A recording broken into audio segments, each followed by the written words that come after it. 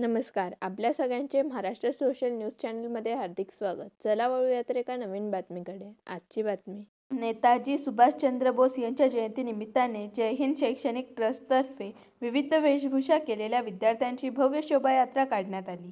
या शोभायात्रेच्या माध्यमातून समाज प्रबोधन व एकतेचा संदेश देण्याचा प्रयत्न केला जातो. जय हिंद शैक्षणिक ट्रस्टतर्फे दरवर्षी ही शोभायात्रा काढण्यात येते. स्वर्गीय झेड.बी. पाटील यांच्या संकल्पनेतून सुरू झालेली ही शोभायात्रा अखंडित सुरू आहे.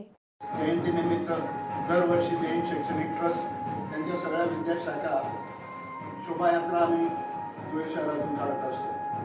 या शोभायात्रेमध्ये विविध शाखांचे विद्यार्थी भाग घेतात.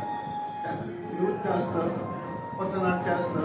त्या माध्यमातून धुळे शहरातील लोकांचं मनोरंजन आणि प्रबोधन या पद्धतीने आम्ही करत असतो.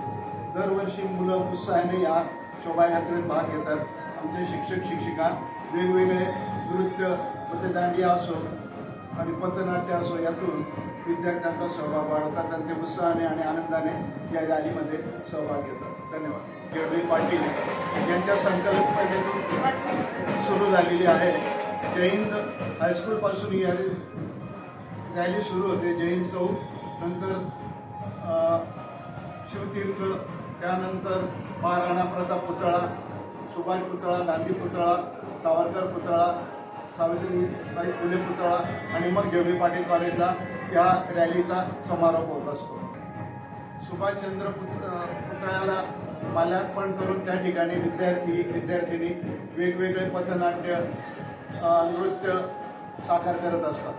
त्यामध्ये महिला सक्षमीकरण, आजकाल जे विद्यार्थी मोबाईलवर रीलवर जास्त वेळ घालवतात त्या संदर्भात आणि आजकाल पालक लोक विद्यार्थ्यांवर जे बर्डन आणतात त्या संदर्भात एक पथनाट्य सादर झेड.बी. पाटील ज्युनियर कॉलेजकडून सादर करण्यात आलं. बातमी आवडल्यास चॅनलला लाईक व सबस्क्राईब करा व दररोज अशा नवनवीन बातम्या पाहण्यासाठी चॅनलला फॉलो करा. धन्यवाद.